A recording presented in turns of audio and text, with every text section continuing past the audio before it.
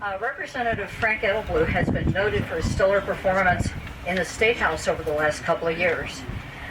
This shouldn't come as a surprise because he was just as high an achiever in the private sector. I'd like everybody to welcome Frank Edelblut. Thank you, Emily. Great to be here, and thank you all for coming out. What a great day, right? Is this not beautiful weather, considering it was pouring rain a little bit earlier? So the first thing, for those of you, I see some new faces out here, so I'm going to give you a little bit of my background, but the first thing you need to know about me is that I am not a career politician. Have not spent my life kind of wandering the halls of government trying to figure out how to spend other people's money. In fact, I will tell you, I didn't plan a career. I'm going to do this move, and then this move, and then this move, and one day I'll get to be the governor of New Hampshire.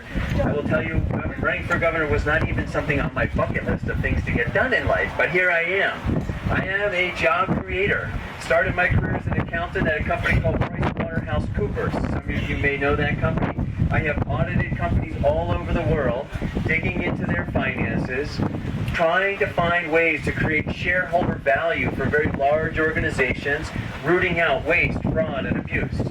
After 8 years at that company, I left. I took a job as a chief financial officer for a company called Niagara Corporation. After 3 months at Niagara as the chief financial officer, I discovered problems. There were issues at that company.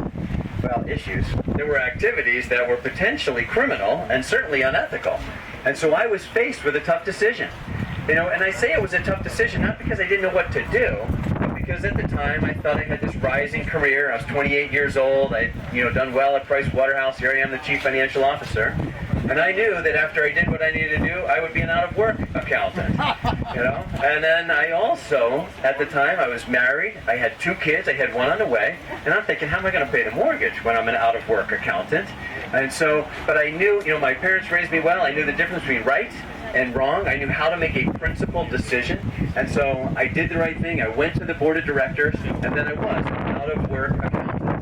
Now, what does every red-blooded American do when they've got 2 kids, one on the way, and they're out of work? You start a company, that's what you do.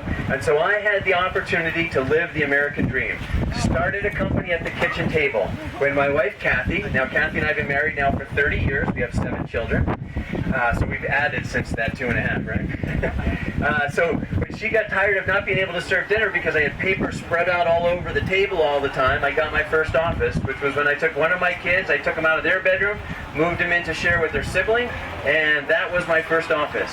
But hard work, good people, that company grew, and in 2009 I sold that company, and at the time we had over 800 employees. We were operating in over 20 countries with huge revenues. And so that was, to this day, I pinch myself, right? Because we got to live that American dream, and I would recommend it for everyone, and I want to try and make it available to everyone as well. But after I sold my business, I did not stop creating jobs and creating opportunity. I work now as an angel investor, which basically means I help small companies get started and grow so that they too can realize that American dream. But after I sold the business, honestly, at the time when I was running the business, I wasn't paying attention as much as I probably should have. Not necessarily proud of that. At the time, my life consisted, I say, of airplanes and soccer games. But after I sold my business, I had the opportunity to breathe a little bit, and I said, gee whiz, if someone were trying to start out right now, it would not be that easy. There's a lot of impediments in terms of rules and regulations and everything else. So I thought, I'm going to try and give back. So I ran for the legislature, and I have been up in Concord for 1 term, so 1.5 years. Long enough to know what the problems are, but not so long as to become one of the problems. And I've realized that if we are going to move this state forward, we need a different governor. We need someone who knows how to create jobs, but not just any jobs, good paying jobs, so that our kids and our grandkids can stay in the state and earn a living. They don't have to take the consolation prize, which is Boston. Do you realize that there's over 106,000 of our friends and our neighbors every day? They get in their car and they drive to Boston in order to earn enough money to be able to come back. We got to get his driving over there.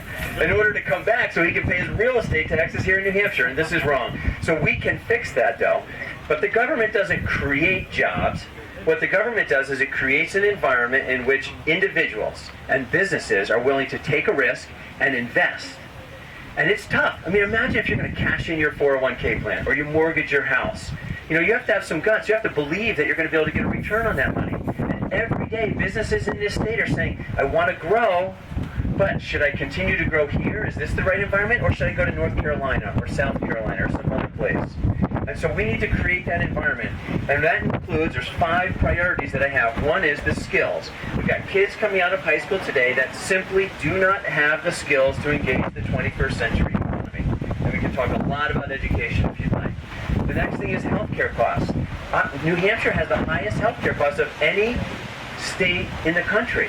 And this makes it very difficult for families to access health care, but it makes it very hard for businesses as well. I bet everybody in this audience knows someone who can only get 30 hours of work in a week. And the reason they can only get 30 hours is because the company cannot afford to pay their benefits, which could be another $20,000. So we need to do something about that.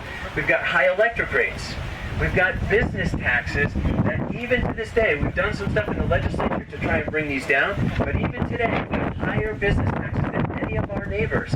And the work that we've done in the legislature in January, we will be 1/10% below one of our neighbors. And let me tell you something, there is no business that's going to pick up and leave a state and move to New Hampshire for 1/10%. And then finally, we've just got stifling, regulation that is killing businesses as well. Now, the next area that I like to talk about, so that's business. The next area I like to talk about is family. And I know that's a big umbrella, isn't it? Family? Uh-oh, we got tents coming down back behind us here. Someone hold on to that. And then under the family, I throw a couple of issues. One of those issues is the opiate crisis that we are facing. You know, when I hear people talk about the opiate crisis, they talk about drug dependence as if that's the problem. Folks, drug dependence is not the problem. That is a symptom of a problem. Something happens that individuals want to turn to drugs in the first place, and we need to begin to attack this thing at the root cause and not just treat symptoms, because it will just be throwing money at a problem but not actually solve anything. The other area of family that I like to talk about is the family court system. On one of the committees, I sit on 3 committees in the House right now: Child and Family Law, Pension Reform, and Finance. On the Child and Family Law Committee, I have seen families coming in one after another, and they have terrible stories. So I'm told that the family court system works well for 90% of the individuals that go through the family court system. I'm told that. I haven't seen any statistics. But let me tell you something. For the 10% of the families that it's not working well for, they're tearing these families apart. And you know who the victims are? It's the kids. And these kids don't do well in school. They get involved in the juvenile delinquency system, and they turn to drugs in record numbers. The last thing I want to talk to you about today is the Constitution. You guys remember that document, the Constitution? Right? You know, we've got a Constitution here in the state. The Fed's got a Constitution. Theirs tells them what they're responsible for. Our Constitution tells us what we are responsible for. Either because the federal government is unable to do their responsibilities or unwilling to do their responsibilities, namely protecting our borders so that we don't have fentanyl going from China to Mexico up through a hole and into our communities, they've decided to try and take over our responsibilities. And the place that's really bothering me these days with regard to this is education. In our K through 12 education, we spend in the biennium about $3 billion. 6% of that money comes to us from the federal government. 73% of that money comes to us from you, the property taxpayers. Thank you so much. But the property taxpayers basically don't have a seat at the table. And that 6% is like the tail wagging the dog. And for that 6%, the federal government thinks they can tell us what to teach our kids, and they shove Common Core down our throats.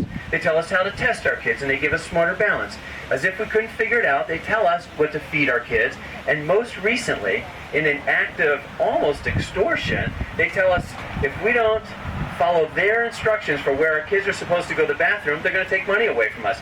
Folks, we can figure out where our kids need to go to the bathroom on our own here in New Hampshire. We don't need help from the feds, okay? So this is an important election. On Tuesday, everybody's got to go out and vote in the primary. And if you want someone to represent you up there who is not beholden to the lobbyists and is not beholden to the special interests, if you want someone up there who recognizes that winning the race for governor is not actually the prize, guys. That's not what we're after here. That is the beginning. That is just the beginning of the process to make the state once again work for the people of New Hampshire. Then I am your guy, and I will give you 110% to make sure that this state begins to move forward once again. Thank you so much. I ask all of you for your vote. Thanks.